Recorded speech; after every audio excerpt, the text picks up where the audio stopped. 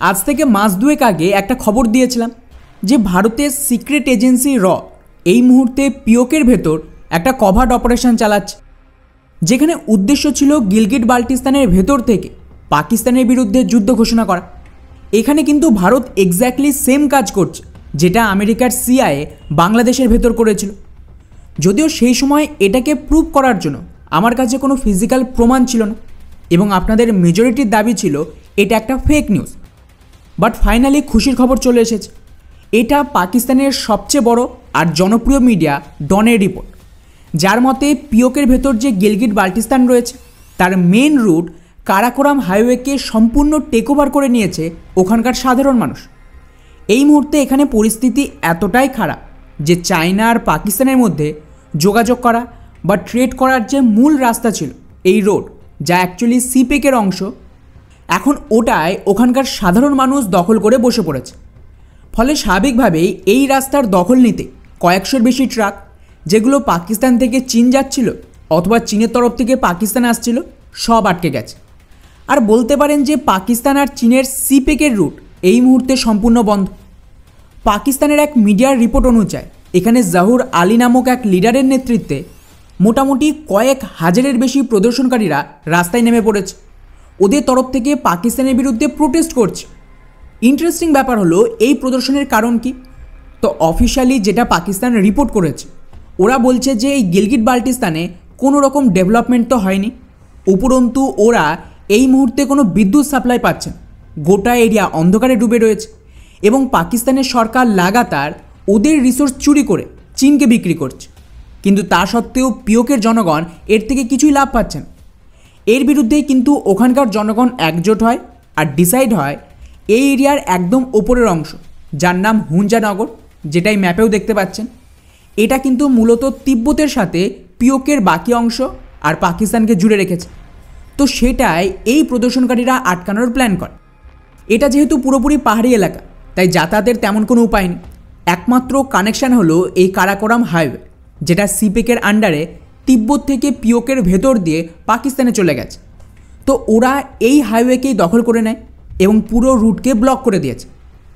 এখন স্বাভাবিকভাবেই এই রাস্তা বন্ধ হওয়ার মানে এখানে কিন্তু কেবলমাত্র একটা রুট ব্লক হয়নি, বরং চীন আর পাকিস্তানের মধ্যে ডিরেক্টলি কানেকশানকেই বন্ধ করে দিয়েছে এই প্রদর্শনকারীরা। এবারে আসি ভারতের ভূমিকায়, যে এই সব কিছুর মাঝে ভারত এক্স্যাক্টলি কী করতে চাইছে। ওয়েল, এটাকে বোঝার জন্য আপনাদের আগে আমেরিকার বাংলাদেশে করা কভার্ট অপারেশনকে বুঝতে হবে, তাহলেই ক্লিয়ার হয়ে যাবে যে ভারতের এক্স্যাক্টলি কী প্ল্যান রয়েছে। তো আমেরিকা যখন ভারতের বিরুদ্ধে অপারেশন চালায়, ওরা কিন্তু মিলিটারি অপারেশন চালায়নি। ওরা কি করেছিল, ভারতের সবচেয়ে সেন্সিটিভ জায়গায় নিজেদের ইন্টেলিজেন্স এজেন্সির মাধ্যমে বিদ্রোহ করা। আর এটা রাতারাতি হয়নি, এর কাজ শুরু হয়েছিল 2020-21 সালে এবং ওরা সবার আগে বাংলাদেশের লোকাল ইস্যুকে কাজে লাগিয়ে হাসিনার বিরুদ্ধে একটা মহল তৈরি করে। দ্বিতীয় ধাপে ওখানকার ছাত্রদের কাজে লাগিয়ে একটা ফোর্স তৈরি করলো যারা ভেতর থেকে লড়বে।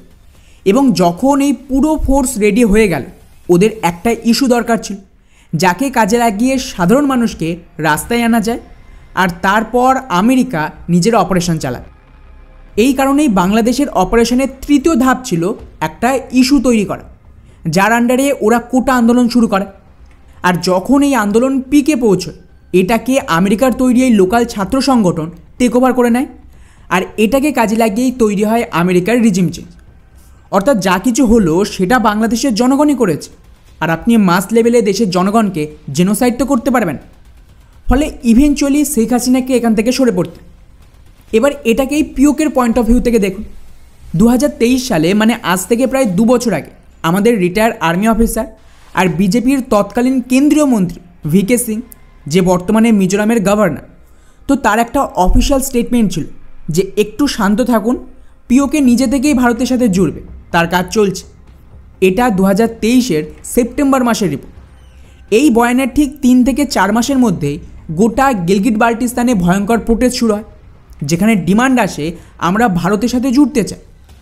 আর হয়তো আপনাদের মনে আছে যে একসময় এই প্রোটেস্ট এতটা মারাত্মক হয়ে গিয়েছিল যে পাকিস্তানের আর্মি ওখানকার সাধারণ মানুষকে ফোর্সফুলি কুচলে দিয়েছিল। আর তারপর প্রায় 6 মাস ধরে এই প্রোটেস্ট চলার পর ওটা ফাইনালি শেষ হয়। আর সেই সময় ওই প্রোটেস্ট থেকে দুটো কিন্তু ফায়দা হয়েছিল। একটা হলো ওখানকার যে সাধারণ জনগণ তাদের মনে পাকিস্তানের বিরুদ্ধে একটা ক্ষোভ তৈরি হয় এবং একটা সেন্টিমেন্ট চলে আসে যে ভারতের সাথে জুড়লে আমরা বাঁচতে পারবো, ডেভেলপমেন্ট হবে, কিন্তু পাকিস্তান এগুলো দেবেন। এমনকি ওখানকার যে লোকাল শিয়া মুসলিমদের মসজিদ ছিল সেখান থেকেও এই ধরনের স্লোগান এসেছিল যে আমরা ভারত থেকে সাহায্য নেব। দ্বিতীয় ফায়দা যেটা হয় সেটা হলো ওই প্রোটেস্টের দরুন বেশ কিছু লোকাল লিডার তৈরি হয় যাদেরকে সাধারণ মানুষ সাপোর্ট দেয় আর এদের কথায় রাস্তায় নামতে রাজি হয়। এক্স্যাক্টলি যেরকমটা 2021 থেকে 23 সাল পর্যন্ত বাংলাদেশে আমেরিকার সিআইএ করেছিল, সেম কাজ ওখানে হচ্ছিল। এবার দ্বিতীয় ধাপ হলো একটা লোকাল ইস্যুকে পিক করে। এর জন্য ওখানে সবচেয়ে বেস্ট অপশান হলো ইলেকট্রিসিটি। কারণ হলো এই যে গিলগিট বাল্টিস্তান, এখান দিয়েই কিন্তু সমস্ত নদী পাকিস্তানে ঢুকেছে, পাহাড়ি এলাকা, তাই পারফেক্ট এরিয়া হাইড্রো পাওয়ার প্রজেক্টের জন্য। এবং অলরেডি কিন্তু চীনের মদতে এবং পাকিস্তান নিজেও লোন তুলে প্রচুর এই ধরনের প্রজেক্টের মাধ্যমে ইলেকট্রিসিটি তৈরি করছে এই পিওকের ভেতর। কিন্তু মুশকিল হলো এখানে যে ইলেকট্রিসিটি তৈরি হয় তার একটা অংশ চীনের মাধ্যমে চীনের দখলে থাকা তিব্বতে যাচ্ছে, আর বাকি বিদ্যুৎ যায় পাকিস্তানের দখলে থাকা পাঞ্জাব রিজিয়ন। কিন্তু গিলগিট বাল্টিস্তানে এত বিদ্যুৎ তৈরি হলেও এটা ওখানকার সাধারণ মানুষ পায় না, যাও বা পায় সেটা অ্যাকচুয়ালি পাকিস্তানের পাঞ্জাব প্রভিন্সের তুলনায় 10 গুণ বেশি দামে কিনতে। অর্থাৎ সোজা ভাষায় মনে করুন যে পাকিস্তানের পাঞ্জাবে সাবসিডি দিয়ে বাকি সরকারি সুবিধা দিয়ে বিদ্যুতের দাম মোটামুটি 5 টাকা প্রতি ইউনিট। এটা একটা উদাহরণ হিসেবে দেখবেন, অ্যাকচুয়াল ডেটা না। কিন্তু সেই বিদ্যুতে যদি গিলগিট বাল্টিস্তান বা পিওকের জনগণকে ব্যবহার করতে হয় সেটা 10 গুণ বেশি দাম দিয়ে কিনতে হবে। মানে যদি পাঞ্জাবের লোক 5 টাকা ইউনিট বিদ্যুৎ পায়, এটা সেখানে 50 টাকা ইউনিট দিয়ে কিনতে হয়। মানে ডিফারেন্স বুঝতে পারছে? নদী গিলগিট বাল্টিস্তানে, হাইড্রো পাওয়ার তৈরি হয়েছে এখানে, এমনকি এগুলো তৈরির জন্য যে ন্যাচারাল রিসোর্স দরকার সেটাও কিন্তু পিওকে থেকে নেওয়া হয়েছে। কিন্তু এত কিছুর পরেও ওখানকার যে লোকাল জনগণ তারাই এর লাভ পাচ্ছেন। পুরো লাভ নিচ্ছে কে? চায়না আর পাঞ্জাবের লোকজন। তো ভারত এটাকেই পিক করেছে। এটাকে নিয়ে জন আন্দোলন শুরু হলে এর সাথে ওখানকার যে ন্যাচারাল রিসোর্স চুরি হচ্ছে সেটাও জুড়ে যাবে, ডেভেলপমেন্ট হচ্ছে না সেটাও কানেক্ট হচ্ছে, এবং এই পুরো একটা লুপ তৈরি হচ্ছে পাকিস্তানের বিরুদ্ধে। এখন আপনারা প্রশ্ন করতে পারেন যে ঠিক আছে, ইলেকট্রিসিটি নিয়ে সমস্যা, পাকিস্তান যদি ওদের বিদ্যুতের সমস্যা এখনই মিটিয়ে দেয় তাহলে তো এই পুরো আন্দোলনের সমাধান হয়ে যাবে। তো বন্ধুরা, এর জবাব হলো যে না, এর জন্য ওদেরকে কিন্তু পাঞ্জাব থেকে সাপ্লাই কাটতে হবে। হয় পাঞ্জাবের বিদ্যুতের সাপ্লাই কমাতে হবে, পিওকেতে সাবসিডি দেওয়ার জন্য পাঞ্জাবের ওপর অতিরিক্ত ট্যাক্স চাপাতে হবে, আর ওদেরকে যে সাবসিডি দেওয়া হতো, মানে পাঞ্জাবিদের যে সাবসিডি দেওয়া হতো এই বিদ্যুতের ওপর, তাও কিছুটা কমাতে হবে। আর আশা করি বলার প্রয়োজন নেই, পাকিস্তানের পুরো ইলাইট বর্গ যারা পাকিস্তানকে কন্ট্রোল করছে সব তো পাঞ্জাবে, এবং বলা হয় যে পাঞ্জাব যার পাকিস্তান তার। তো আপনাদের মনে হয় যে পাঞ্জাবিরা নিজেদের লাইফস্টাইল নিচে নামিয়ে পিওকের জনগণকে সুবিধা দেবে? পাঞ্জাবিরা রাস্তায় নামলে পাক আর্মিরই খেল কত। তাই যাই হোক, পাঞ্জাবে তো কেউ হাত দিতে পারবে না। এই কারণেই এই ইস্যুকে কাজে লাগিয়ে ধীরে ধীরে একটা জন আন্দোলন তৈরি হচ্ছে পিওকের ভেতর। আর যেমনটা আপনারা জানেন, এই ধরনের অপারেশন রাতারাতি রেজাল্ট দেয় না। এর জন্য আপনাকে 3-4 বছর, কোনো কোনো ক্ষেত্রে 5 বা 7 বছর কন্টিনিউয়াসলি ফান্ডিং আর প্ল্যান তৈরি করতে হবে, তবে গেলেই সফলতা হাতে আসবে। যেমন বাংলাদেশের ক্ষেত্রে আমেরিকার পুরো 4 বছর লেগেছে হাসিনাকে সরাতে, সেম পিওকেতেও। ফলে এখানে ভারতের প্ল্যান খুবই সিম্পল, আমাদের গ্রাউন্ড থেকে সাপোর্ট চাই। তাই যখনই ভারত পুরো শিওর হবে যে হ্যাঁ এখন গ্রাউন্ড রেডি এবং ওখানকার লোকাল জনগণ ভারতীয় ফোর্সকে সাপোর্ট দেবে পাকিস্তানের বিরুদ্ধে লড়াই, এই এরিয়া ক্যাপচার করতে, তখন কিন্তু এই পুরো অপারেশন খুব সহজ হবে। কোনো বড় কনফ্লিক্ট করতে হবে না ইসরায়েল বা ইউক্রেনের মতন এই গিলগিট বাল্টিস্তানের এরিয়া ক্যাপচার করার জন্য। আর ঠিক এই জন্যই বারবার ভারতের রক্ষামন্ত্রী হোক, ভিকে সিংয়ের মতন রিটায়ার অফিসার হোক, যারা যারা সরকারের সাথে কাজ করছে, ওরা কিন্তু খুবই কনফিডেন্সের সাথে একটা কথাই বলছে যে পিওকে নিজে থেকেই আমাদের সাথে জুড়ে যায়।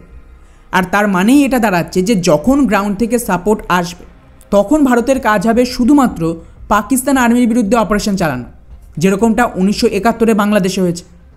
ফলে আশা করি এই খবরের পর পুরো বিষয়টা ক্লিয়ার হয়ে গেছে যে কিভাবে ভারতীয় এজেন্সি সীমান্তের ওপারে নিজেদের অপারেশন চালাচ্ছে।